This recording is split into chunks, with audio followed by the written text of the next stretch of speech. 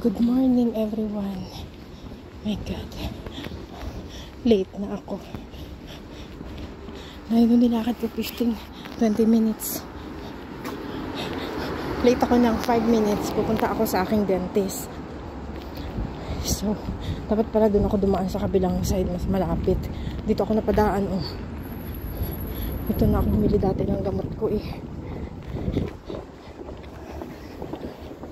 So, lakad tayo. Dapat dito ako nagdire-diretso pagbaba ko ng bus.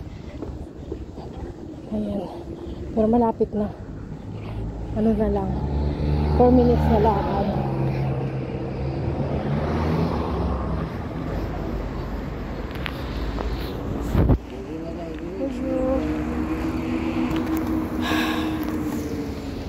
Tatawid ako dito. Ganda dun, oh.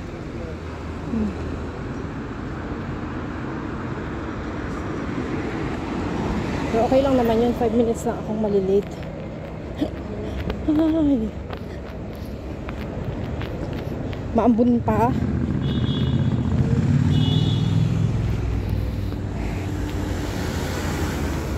Dito pala ako dapat, oh, 80. Pwede din. Ito na. Dito na ako sa place. Ito sa Paris 16. Yan. Ang ganda ron, oh. Video pa talaga, late na, no? Autumn na. Ulit. So, share natin yung ating tooth journey dito sa France. Ay, nako. Dito na ako. Ito na yung 16. Ito na nga ba? Number 6 yan dito.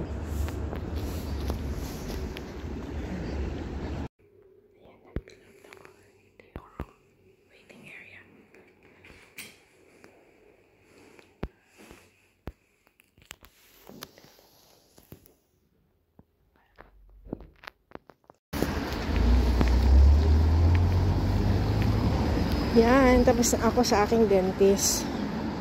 1 oras na ginawa yung aking mga ngipin. Oh my God. So, ikaw ay nasa Paris, I highly recommended my dentist, guys. She is very nice. And I'm very happy. She's very gentle. Hindi masakit. So, he tried na na-save yung aking mga teeth. Dami niyang ginawa sa ngipin ko. Medyo numb pa yung aking tawag dun, yung aking bibig at ilong kasi nilagyan ako ng anesthesia. So, yan, kung ikaw ay naghahanap ng dentist, message me, guys. I will recommend my very gentle. Sakay na ako ng bus. Pauwi na.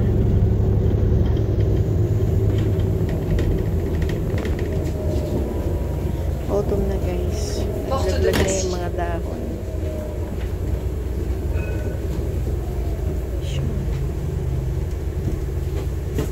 Today is September 23.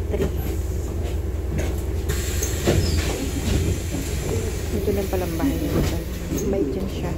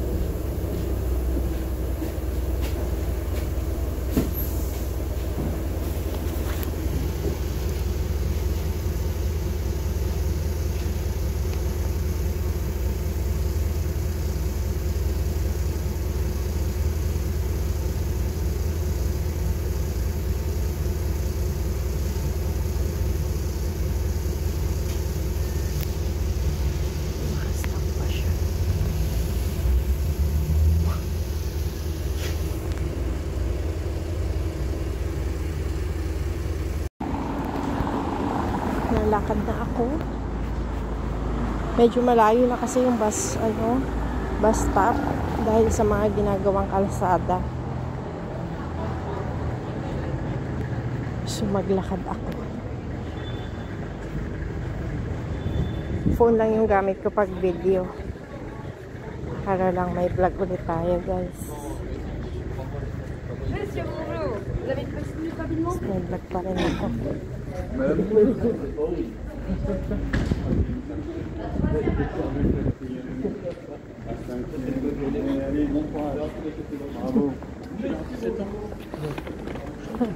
Mga ano yun sila.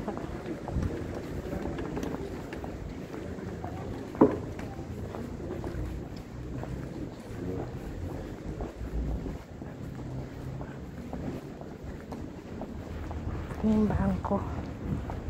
Mga ano pa ito, guys, 20 minutes sa bahay. Dito naman yung aking opta. Dito ako nagpagawa ng salamin ko.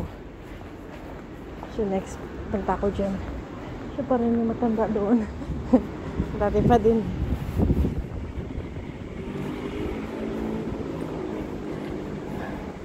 So now I'm very happy kasi natapos na nga yung ating ngipin na talagang sobrang nakaka-stress na din.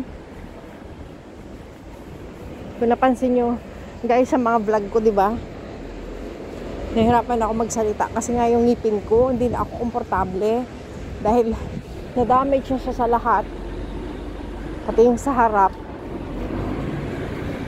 dahil sobrang mahal. Akala ko sobrang mahal ang magpa-dentist. Mahal naman talaga kumpara sa Pilipinas. Kasi parang sa Pilipinas ata, hindi ko alam magkano ang bunot ng ngipin. Parang 3,000, di ba? Tapos sa Pilipinas pa, pag binunutan ka ng ngipin, pag nakita ng dentist yung ngipin mo na, ang tawag doon, sira na.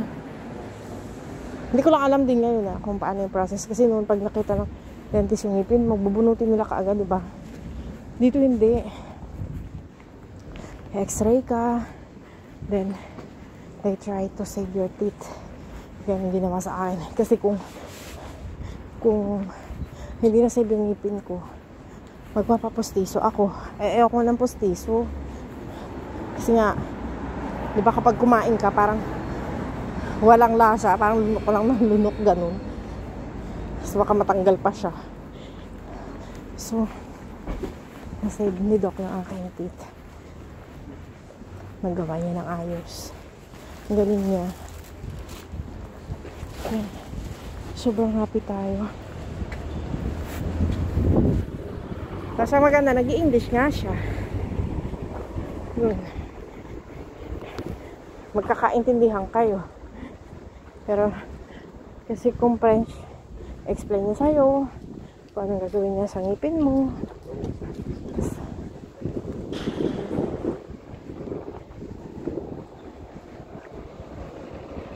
Galing. I'm happy. Ayan na. Ganda ang ngipin ko, guys. Pakita ko sa inyo. Ito kasi yung harap na yan. Sobrang damage na yan, as in talaga. 4 na yan sa harap na yan. So dadaan pala akong simbahan. As in. Pero nasave niya yun. Kasi halos mahati na yung ngipin ko eh. So sobrang laki ng damage. Dadaan ako simbahan. So ito yung simbahan dito. Basta napadaan ako dito, dadaan ako kahit ilang saglit lang. Thank you, Lord. Malapit lang to sa bahay.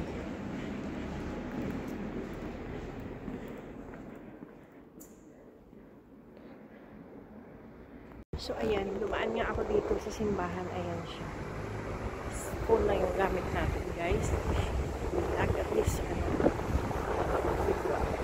tapos ma-share ko yung aking ngipin. Sobrang masaya talaga ako sa ngipin ko, guys. Diba? And then I'm going to say, tumawid ako, pinatawid ako ni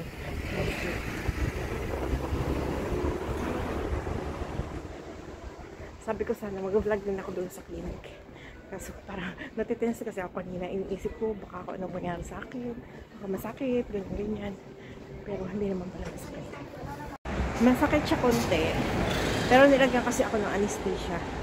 Ninject yan dyan. Nilagyan niya lahat. Tapos, yung masakit, yung ito siguro sa gilid ko dito na malalim na yung damage. So, parang napavibrate siya. Yung gano'n. So, yun, medyo masakit yun. Pero yung sa harap, hindi naman. Kasi nga, may anesthesia. Tapos yun, hanggang ngayon, yung ilong ko, yung ilong ko na to, na maliit, numb pa rin siya. Pero mamaya daw, mag-take ako ng Rolliprol. Kasi nga, yung mga nerve ata niya siya. Yun, syempre na. Masugat man yun. Wala nga ako inuman. Damit ako sa bahay. Malamig na talaga, guys. So yun, guys, kung naghahanap kayo ng dentist dito sa Paris, just message me and i-help kita na ma-book ang appointment kay Doc. So, English speaking siya, French. So, and abot kayang presyo, guys. Ganun kamahal. Siyempre, kung may aid medical ka, alam ko, libre naman, may kartabital ka. Pero dahil wala ako ng mga ganyan, so, wala natin magbayad. Pero thank you kay Sampay. Thank you, Sampay. So, we keep going on, guys. And bless us.